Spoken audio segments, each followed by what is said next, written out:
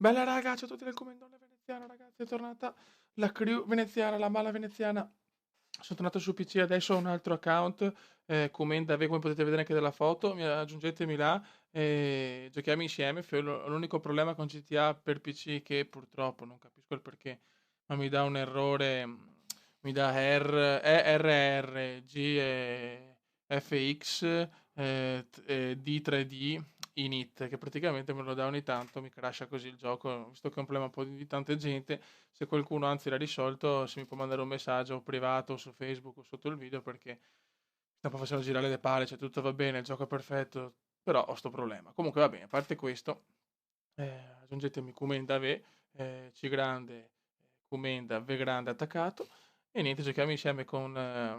cioè, allora, diciamo, il capo della crew è sempre Comenda veneziano su Xbox, però ho preferito, insomma, come si dice, cambiare personaggio e farne uno nuovo, perché sì, preferivo così, insomma.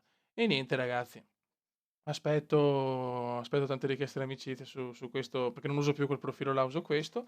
E niente, torniamo a dominare con la mala veneziana. Io gioco molto spesso, eh, salvo sto bug, sto problema che mi dà ogni tanto e mi fa girare senza le balle, però per il resto, cioè rispetto alla versione Xbox, gioco molto di più perché il gioco è tanto più bello, ragazzi, una grafica devastante, è proprio una gioia per gli occhi. Poi col mouse vado anche meglio con i deathmatch, quelle robe là.